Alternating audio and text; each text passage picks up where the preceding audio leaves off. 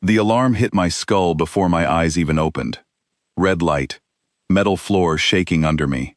Somewhere above, a voice screamed in a language that sounded like breaking glass, and I knew, before I even sat up, that I was being dragged somewhere I did not want to go. 2 guards pulled me off the floor of the workshop, where I had been sleeping between shifts. Their hands were cold, their grip too tight, built for creatures twice my strength. I did not fight. Fighting never worked on this ship. I had learned that the first week I arrived here, 3 years ago, when my transport ship broke down near their patrol lines, and I became property instead of a person. My name is Colin Ashford. I used to fix engines back on Earth. Nothing fancy, just tractors and old trucks in a town most people have never heard of. Now I fixed alien machinery on a warship the size of a small moon, owned by a species called the Threnai, insect-like, tall, with plated skin that shimmered blue under harsh light. They were not cruel to me, not exactly. They simply did not think of me as someone whose opinion mattered. I was a tool. A useful one, but still a tool. The guards marched me down a corridor I had never been allowed into before, past doors sealed with symbols I could not read, until we reached a massive chamber with a ceiling so high it disappeared into shadow. In the center of that chamber stood the Queen. I had heard about her, everyone on this ship had. She ruled not just this vessel but an empire that stretched across star systems I could not even name. She was taller than any Threnai I had seen, her plating a deep violet instead of blue, her eyes sharp and unreadable. She did not look at me like prey, she looked at me like a problem she had not yet decided how to solve. In front of her, resting on a pedestal of black metal, was a weapon. It did not look like a gun or a blade in the way I understood those words. It was shaped almost like a long curved horn, covered in fine grooves that pulsed faintly with a dying light, like a heartbeat slowing down. The moment I saw it, something in my chest tightened, the same feeling I used to get when I opened the hood of a car and heard an engine ticking wrong before it died completely. The Queen spoke, and a small device on my collar translated her words a second later, flat and mechanical, stripping all the danger out of her tone, even though I could still feel it underneath. She said the weapon was broken. She said every engineer on this ship, and every engineer she could summon from her homeworld, had tried to repair it and failed. She said if I could not do what they could not, I would be executed before the next cycle ended. I looked at the weapon again. My hands were already itching to touch it, which was strange, because normally, alien technology terrified me. This felt different. It felt like it was asking for help instead of threatening me. I asked, through the translator, what happened to it. One of her advisors, a narrow creature with silver markings named Vesic, stepped forward and sneered before answering for her. He said it did not matter what happened. He said a human would not understand even if they explained it. He said I was wasting the Queen's time, simply by breathing in her presence. The Queen raised one hand, and Vesic went silent instantly, like a switch had been flipped inside him. She looked at me and said one word through the translator. Try. They gave me a workstation near the pedestal. Cold tools laid out that I barely recognized. Alien diagnostic screens filled with symbols I could not read. Guards stood at every corner of the room, weapons pointed loosely in my direction, a reminder of what would happen if I tried anything foolish. Vesic stayed close, arms crossed, waiting for me to fail so he could say he told them so. I ignored all of it and focused on the weapon. Up close, it was warm, which surprised me. Metal should not be warm unless something inside is still active. I placed my palm flat against its surface, the way I used to rest my hand on an engine block to feel if it was running rough. The grooves pulsed again, slower this time, like it was reacting to me. I asked one of the alien engineers standing nearby, a smaller one who seemed less hostile than the others, what powered this thing. He said it was not powered like normal weapons. He said it ran on something called a resonance core, a living crystal, bonded to the biology of whoever carried it. He said the core was not damaged. It was silent, and nothing they tried could make it speak again. That word stuck with me. Silent. Not broken. Silent. I spent the first few hours simply listening, running small diagnostic pulses through the surface, watching how the grooves reacted. Every alien engineer who had tried before me had focused on repairing circuits, replacing components, forcing power through the system like a machine that had stalled. But this thing was not acting like a machine. It was acting like something in shock. By the time artificial night fell over the ship, marked only by a dimming of the lights, I had learned enough to know that brute force would kill whatever was left inside that core completely. I needed a different approach, something slower, something patient. The kind of patience alien engineers, with their perfect precision and their contempt for uncertainty, did not seem to have. The Queen returned near the middle of that long working period, standing at the edge of the chamber, watching me in silence. I felt her eyes on my back the entire time, but I did not look up. I could not afford to lose focus, not with my life measured against a deadline I could not see. At one point, Vesic approached again, mocking the way I worked, saying a creature that once dug in dirt with sticks could not possibly understand something so advanced. I did not answer him. I kept my hands steady and my breathing slow, the same way I used to block out noise in a loud garage back home. It was the Queen who finally spoke, cutting through his words with a tone that made even the guards straighten. She asked me directly, why was I touching it so gently? She said her engineers used precision tools, not bare hands. I told her the truth. I said tools could not tell me what I needed to know. I said machines sometimes needed to be felt, not just measured. Especially the old ones, the ones that had lived through something. She was quiet for a long moment after that. Then she ordered everyone else to leave the chamber except for 2 guards by the door. Alone with her, the room felt different, smaller somehow, despite its size.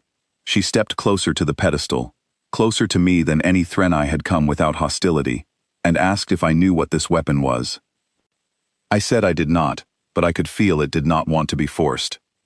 She reached out and touched the surface beside my hand, her fingers trembling slightly, something I doubt anyone else on that ship had ever seen. She told me this weapon had belonged to her sibling, her only sibling, who died defending this very ship many cycles ago. The core inside it had been alive with her sibling's final resonance, a kind of memory bonded into the crystal itself. When her sibling died, the weapon had gone silent, and every attempt to force it back to life had only pushed that silence deeper, as if the weapon itself was grieving and refused to let anyone drown out that grief with cold repairs. I understood then why nothing had worked.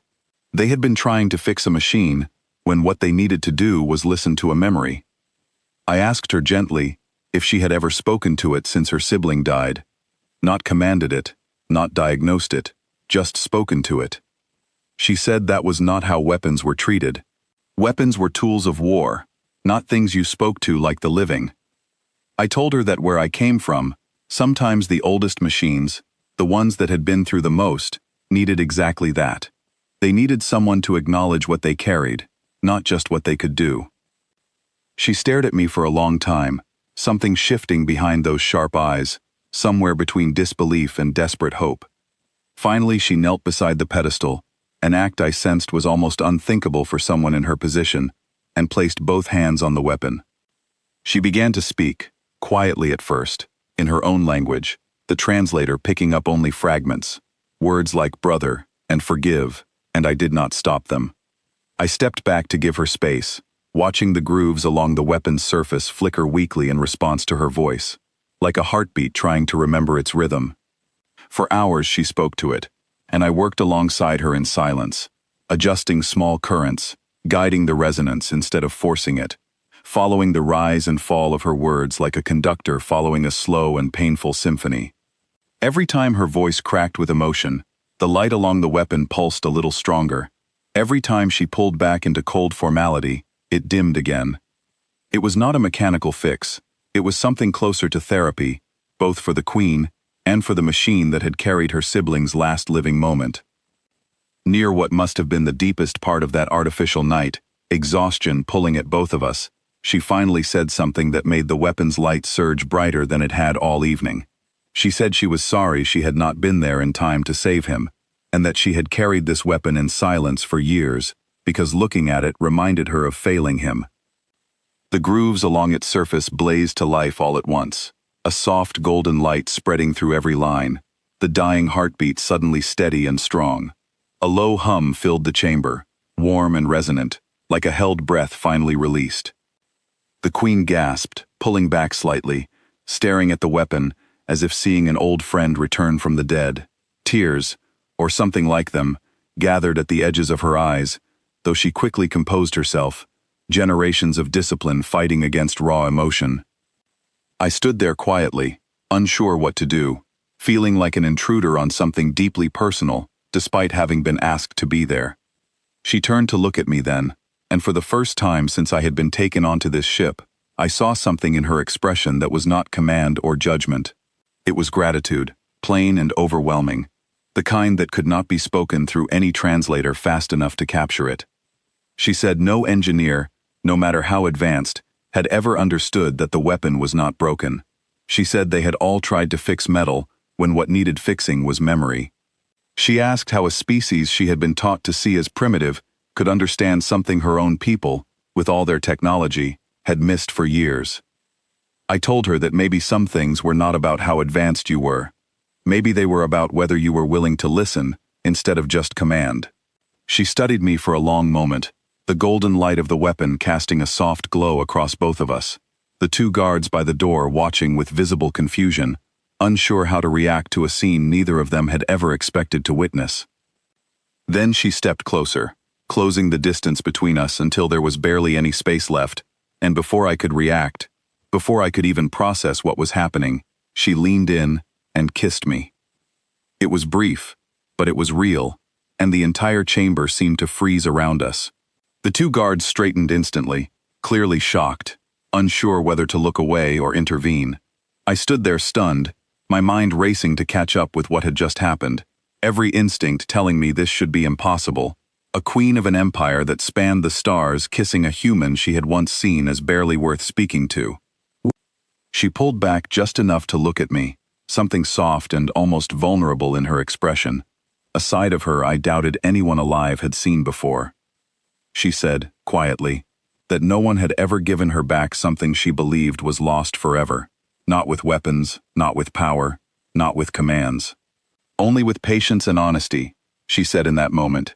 Species did not matter to her, only the fact that I had done what her entire empire could not. Before either of us could say anything else, the doors to the chamber burst open, and Vesic stormed in, drawn by the commotion, his eyes widening in horror at what he saw. He immediately began protesting, insisting this was inappropriate, that a human should not be standing so close to the Queen, let alone anything more. The Queen turned to him with a calm that carried more authority than any shout could have. She said this human had succeeded where generations of her most skilled engineers had failed. She said if her empire could not learn respect from that, then her empire deserved to keep losing what mattered most. Vesic opened his mouth to argue again, but one look from her silenced him completely. He bowed stiffly and backed out of the chamber, clearly furious but unwilling to challenge her further. She turned back to me, the golden light of the weapon still humming softly behind her, and said that from this moment, I would no longer be treated as property on this ship. She said my knowledge, my patience, and whatever strange human instinct had allowed me to succeed where her own kind had failed, would be valued from now on. I did not know what to say. 3 years of being seen as less than a tool, and suddenly, I was standing in front of the most powerful being in this part of the galaxy, being told that everything was about to change. She reached out and took my hand, not as a queen commanding a subject, but simply as someone grateful beyond words, and said she wanted me to remain close, not as a prisoner, not as a servant, but as someone she trusted. Word of what happened that night spread through the ship faster than any official announcement could have. Within days, the way other Threnai looked at me had shifted entirely. Engineers who once refused to acknowledge my presence began asking me questions, curious how I had approached the weapon differently than they had. Guards who once shoved me through corridors now simply nodded when I passed. I still remember the first time I saw the weapon reactivated fully, carried by the Queen herself during a formal ceremony weeks later, the golden light steady and unwavering, a symbol not just of her siblings' memory restored, but of something that had shifted permanently in how her people viewed mine. I never expected any of it. I did not come to that chamber thinking I would change anything beyond a single object on a pedestal. I certainly never expected the ruler of an empire spanning countless star systems to look at me, a stranded human mechanic with dirt still practically under his fingernails, and see someone worth trusting, worth valuing, worth kissing in front of guards who had once been ordered to keep me in line with threats alone. Sometimes I think about how close I came to being executed that very night if I had failed, how the difference between that fate and everything that followed came down to something as simple as listening instead of forcing, understanding instead of commanding. The weapon still hums now, every time I pass by the chamber where it rests, a soft golden reminder of a night I never planned for and could never have predicted, and every time the Queen catches my eye across a crowded hall, there is a flicker of something warm passing between us, unspoken but unmistakable, a bond that started with a broken weapon and somehow became something neither of us saw coming. I used to think being human on a ship full of advanced aliens made me the weakest person in every room.